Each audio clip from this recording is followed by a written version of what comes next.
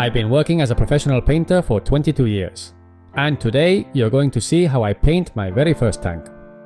As always, I like to work with acrylics. In this video, you'll see how using different dilutions, techniques, or express color paints, you can achieve a great finish without needing oils or toxic products.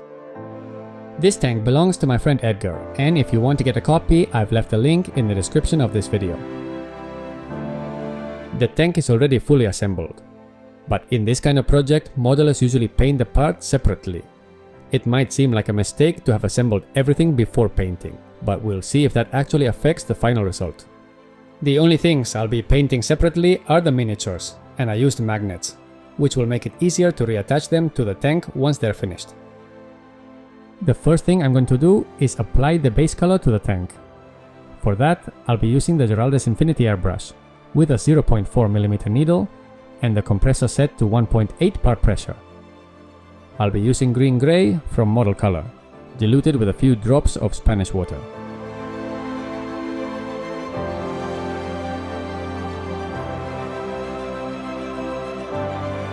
I test the dilution on the palm of my hand to make sure it's just right. And now I start applying thin, controlled layers.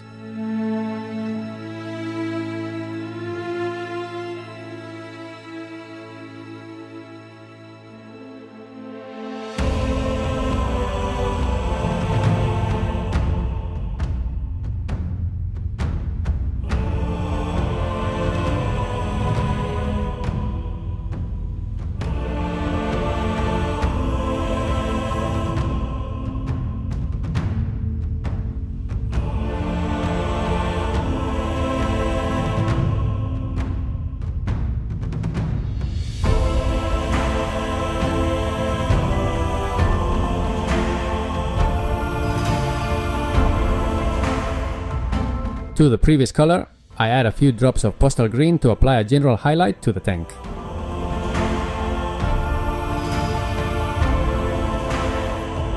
By the way, if you like the Geraldes Infinity, you can get it on my website or in stores that carry my products. In Spain, you'll find it at Racing Colors, and in Australia at Gap Games.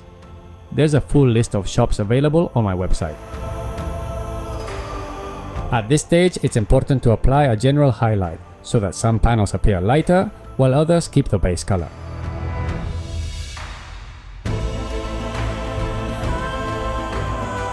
Once I have that highlight down, I'll paint a few parts of the tank with fire orange.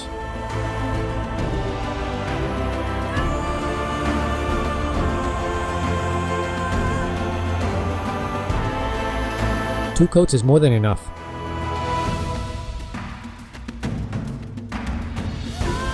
Using malicious green, I paint the cannon plate and the handrail.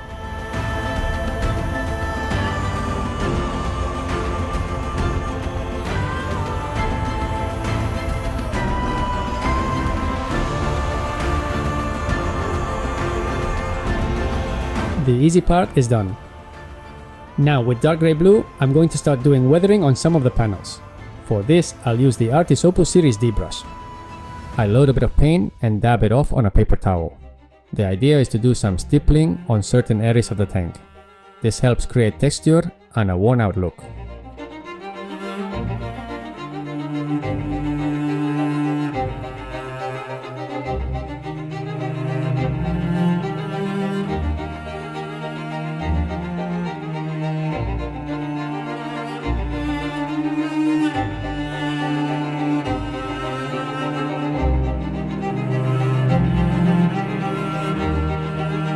By applying it in different directions, you can get various effects across the panels.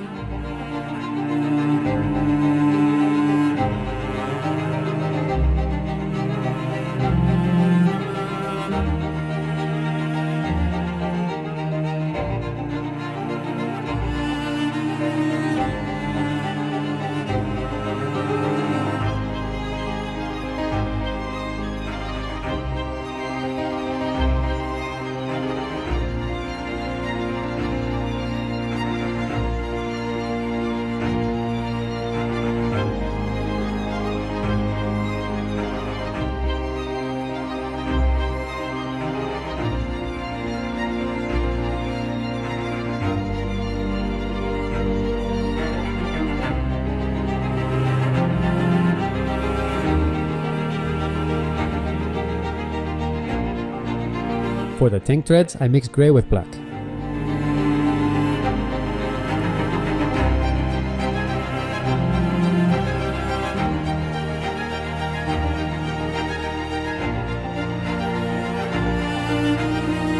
The first step in the texturing is done. Now, using reddish brown, I apply some edge wear and scratch effect to certain plates to simulate surface damage.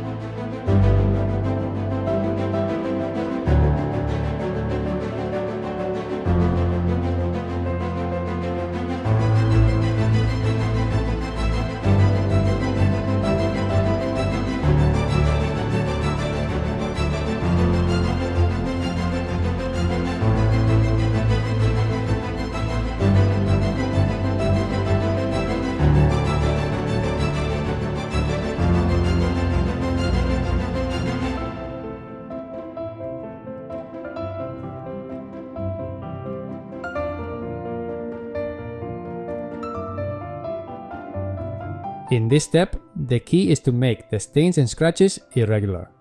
That's how you get a much more realistic effect.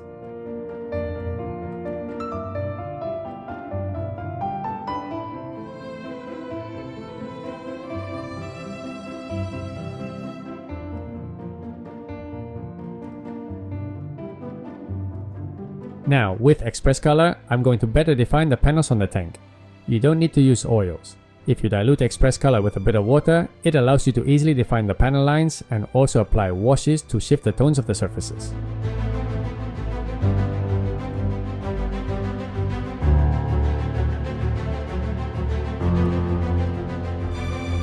What's great about this paint is that it's acrylic, so you can work in a safe and non-toxic way.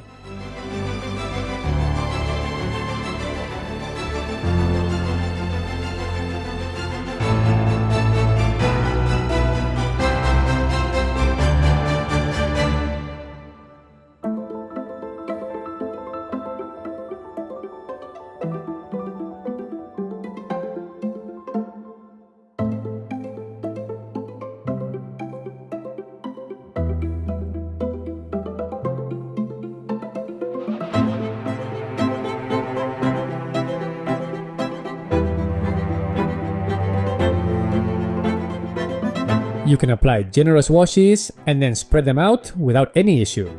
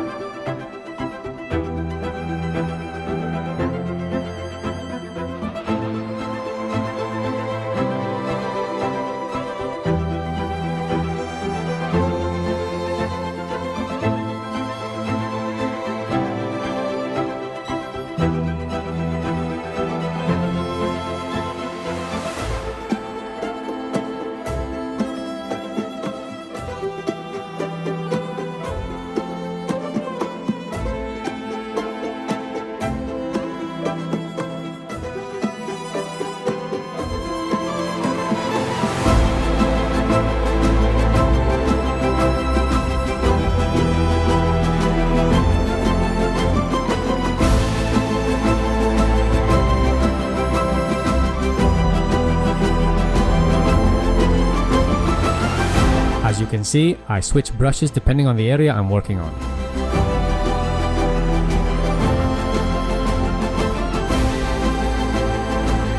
On some panels, I leave more of the wash on to create a dirtier effect. Express Color is very versatile, and if you want a cleaner look, you can just wipe off the excess.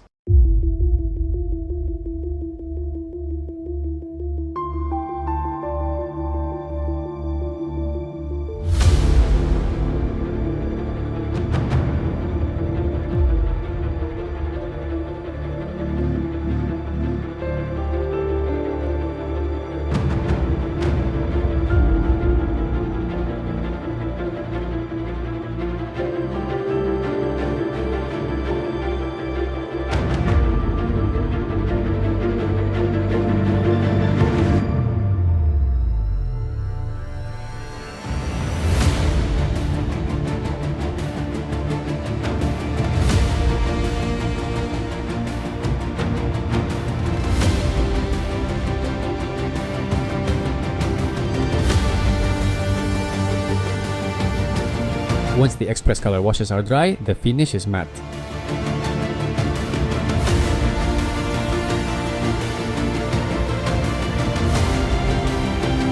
Using Express Intense Black, I apply a wash over the panels with the grey tone.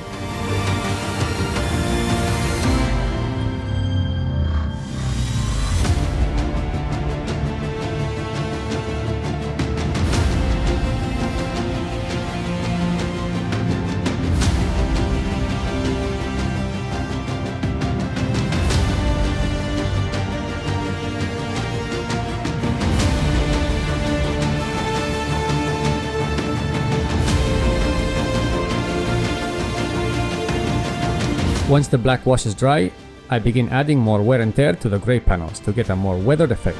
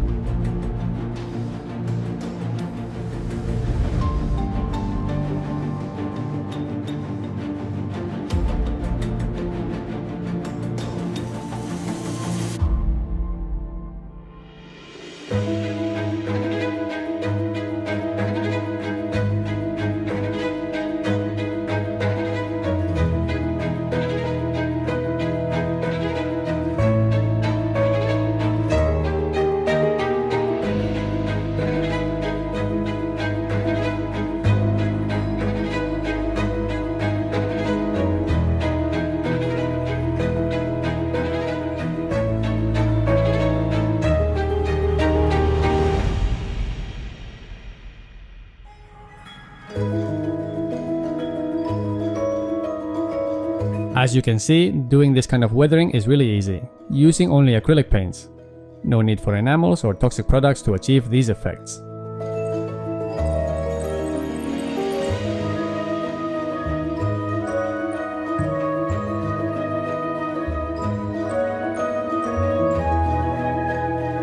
The next step is to paint shadows on the orange panels of the tank.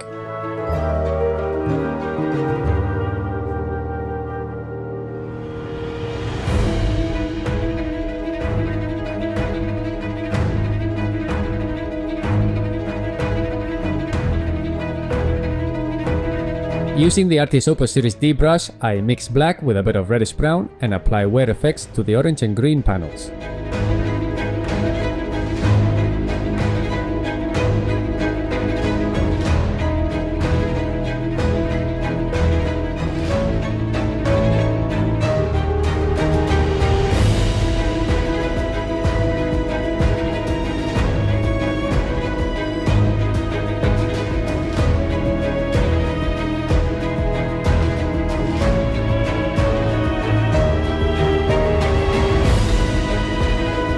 Now it's time to add streaking effects, and it's really easy. No need for oils. I use Express Nuclear Yellow and Rust Effect from Game Color. With a fine brush, I start drawing the streaks. What's great about this paint is that it dries slowly, so you have time to work and make adjustments if needed.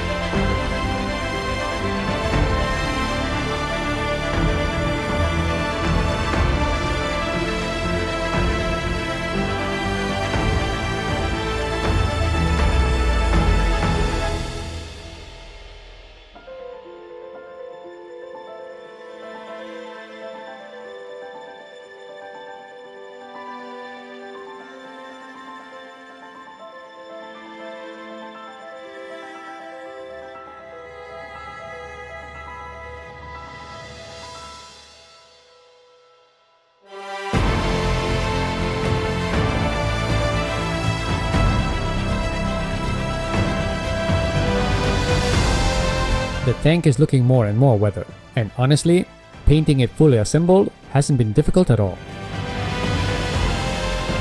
I go back to using the Artis Opus Series D brush and paint the tank treads using dry brush technique.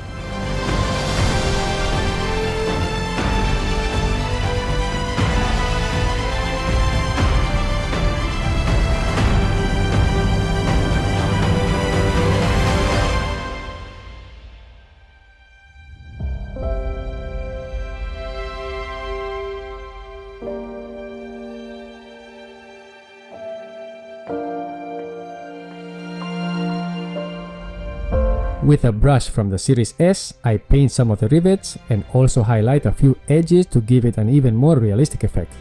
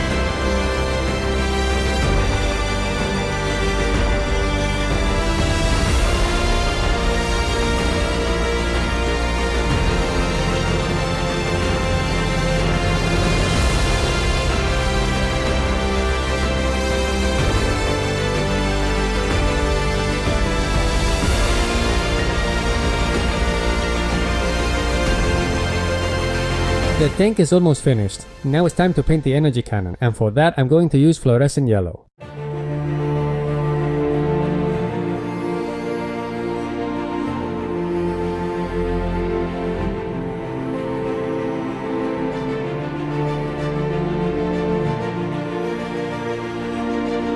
While the fluid dries, I apply rust effects to the rivets.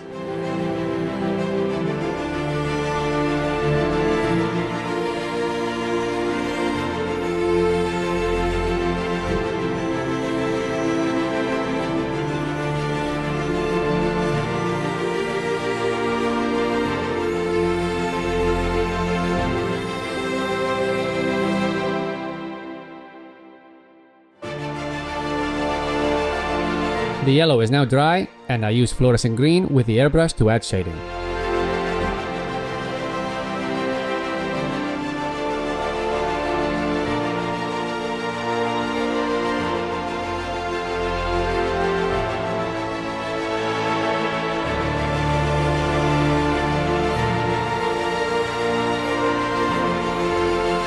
Energy cannon done, and it really adds a nice contrast to the rest of the tank.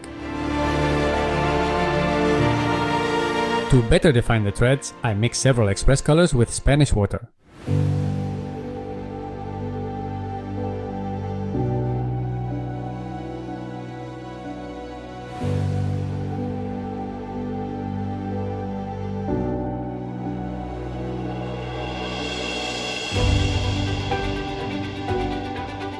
Off camera, I painted the base with dark browns and greens, just something quick. And now it's time to add more effects, sand and grass textures. This gives the tank a more realistic look and helps it blend better with the base.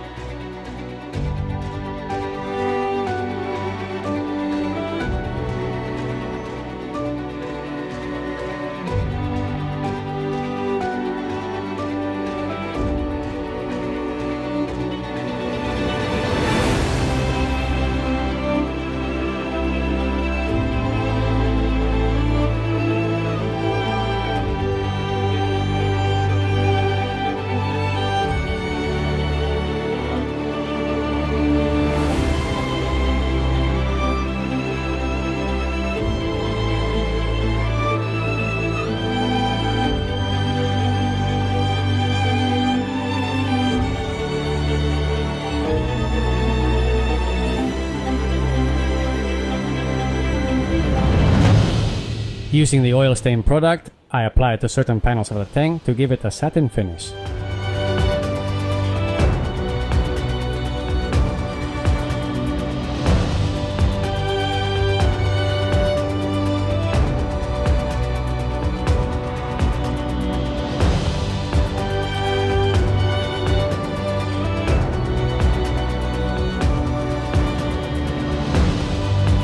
The satin effect looks great. It adds a more varied and realistic finish. Finally, I apply the snow effect on the base.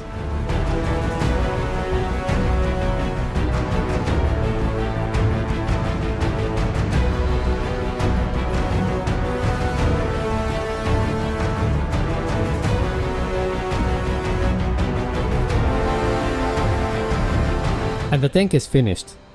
What did you think of the process? As you saw, it's not necessary to use oils to create weathering effects on a tank.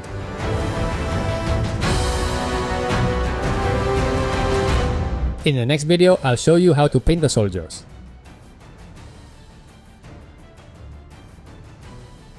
And remember, if you like this model, you'll find the link in the description of this video.